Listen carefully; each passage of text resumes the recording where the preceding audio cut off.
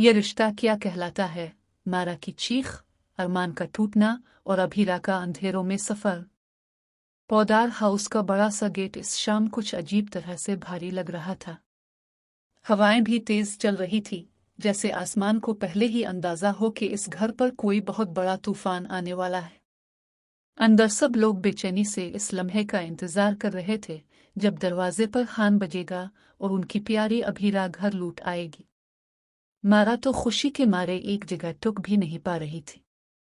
इसने अपनी नन्ही नन्ही हथेलियों से एक खूबसूरत सा बके बनाया था।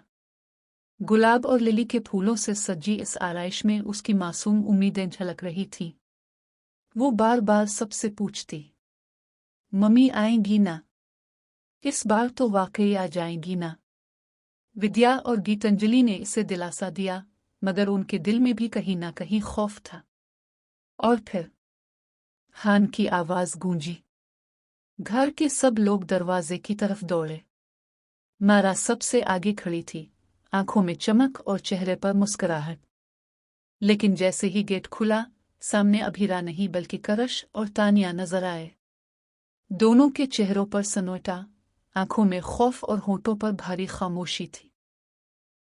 क्या हुआ? अभीरा कहाँ है? गीतांजलि ने सबसे पहले पूछा। तानिया ने कांपती आवाज में कहा, अभीरा, इसे उम्र कैद की सजा हो गई है। ये सुनते ही घर में जैसे जलजला आ गया। मारा के हाथ से बके गिर गया, फूल बखर गए। इसकी मासूम आंखें फटी की फटी रह गई। नहीं, ये झूठ है। आप सब झूठ बोल रहे हो। मेरी मम्मी को कुछ नहीं हुआ। मारा चीखने लगी। इसकी चीखें दीवारों तक को हिला गई।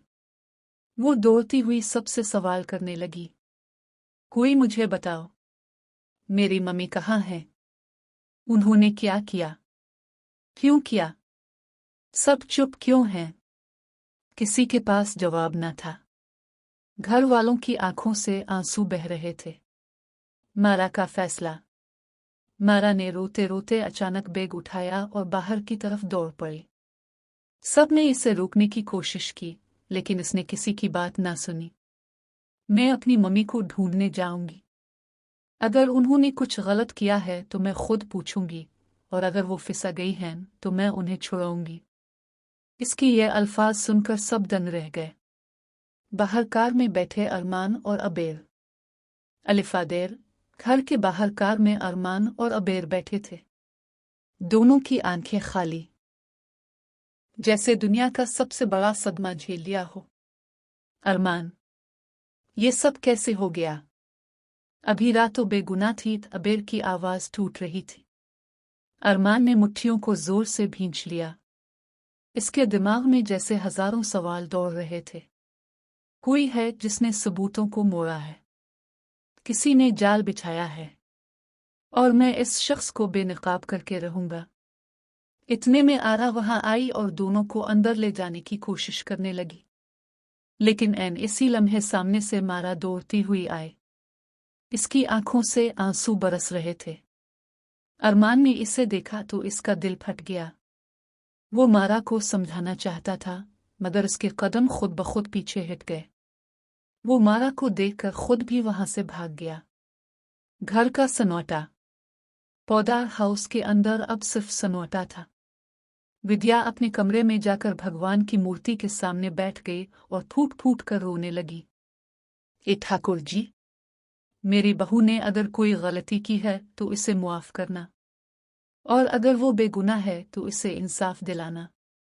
गीतांजलि खामोशी से खिड़की से बाहर देख रही थी। इसके दिल में माजी के जख्म दोबारा ताज़ा हो गए थे। जेल में अभीरा। दूसरी तरफ जेल के अंधेरे कमरे में अभीरा अलीफ अकेली बैठी थी। इसने अपने दोनों हाथों को जोर से जोड़ा और आंखें बंद कर लें। मैंने कुछ गलत नहीं किया। मुझे फंसाया गया है, और मुझे यकीन है कि मेरा सच एक दिन सामने आएगा। इसकी आंखों में आंसू थे, मगर इनमें जिद भी थी। अचानक जेलर आया और बोला, तुम्हारे खिलाफ नए सबूत मिले हैं। तुम्हारा केस और भी कमजोर हो गया है। अभीरा का दिल धड़क उठा। कौन कर रहा है ये सब? कौन है जो मेरे पीछे पड़ा है? असली खेल। अलिफादेर, तानिया और करश एक कमरे में खुफिया बातें कर रहे थे। सब ठीक जा रहा है। अभीरा हमेशा के लिए जेल में सड़ेगी। और हम, तानिया की आंखों में अजीब सी चमक थी। करश बोला, लेकिन अरमान को हल्के में मत लेना। अगर उसने सच जान लिया तो सब कुछ खत्म हो जाएगा। तानिया मुस्कुराई। तो हमें और बड़ा खेल खेलना होगा। ऐसा खेल जिसमें अरमान भी फंस जाए। अरमान का अज़्म। अरमान ने अगले ही दिन तहिया कर लिया कि वो असली मुजरिम को बेनकाब करके रहेगा। इसने अदालत में एक के बाद एक सबूत जमा करना शुरू कर दिया। लेकिन अचानक इसे एक ऐसा राज मिला जिसने इसकी रूह हिला दी। दरअसल जिस केस में अभीरा फंसा गई थी, इसका असली मास्टरमाइंड घर का ही कोई था। और शक आहिस्ता आहिस्ता विद्या पर जाने लगा। क्या विद्या ने ही सबूत बदले? क्या इसने अपनी बहू के खिलाफ चाल चली? मारा का अकेला सफर। मारा आदेर अलिफादेर भटक रही थी। वो अपनी छोटी सी उम्र में बड़े बड़े सवाल लेकर सबसे पूछ रही थी। मेरी मम्मी कहाँ है? उन्हें क्यों जेल में डाला गया? इसकी मासूम आवाज सुनकर सबके दिल दहल जाते। एक रात मारा अकेली ही जेल पहुंच गई। पुलिस वालों ने इसे रोका, मगर उसकी आंखों से बहते आंसू देखकर उन्हें भी तरस आ गया। मारा बार बार कहती रही, बस एक बार मुझे अपनी मम्मी से मिला दो। आखिरकार जेलर ने इसे मुलाकात करने दी। जैसे ही मारा ने अपनी माँ को देखा, वो दौड़कर गिले लग गई। मम्मी, आप वापस आओगी ना? आप मुझे छोड़कर नहीं जाओगी ना? अभीरा फूट फूट कर रो पड़ी। इसने वादा किया, मैं जरूर वापस आऊंगी बेटा। चाहे कुछ भी हो जाए, मैं तुम्हें कभी अकेला नहीं छोड़ूंगी।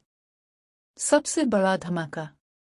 अलिफादेर, अरमान को एक ऐसा वीडियो मिल गया जिसने पूरे केस को हिलाकर रख दिया। वीडियो में साफ नजर आ रहा था कि असली जुर्म किसी और ने किया है और अभीरा को सिर्फ फंसाया गया है। लेकिन वीडियो इसके हाथ आते ही अचानक गायब हो गया। किसी ने इसके लैपटॉप से फाइल डिलीट कर दी। अरमान चीख उठा, ये सब घर के अंदर का ही काम है। कोई है जो हमें सच्चाई तक पहुंचने ही नहीं देना चाहता। क्लाइमैक्स की तरफ। अब सवाल ये है, क्या अरमान असली मुजरिम को पकड़ पाएगा? क्या मारा अपनी माँ को जेल से छुड़ा पाएगी? क्या विद्या वाकई कसूरवार है या इसके पीछे कोई और बड़ा राज छुपा है? और सबसे बढ़कर, क्या अभीरा की जिंदगी हमेशा अंधेरों में डूब जाएगी और इसका सच दुनिया के सामने आएगा?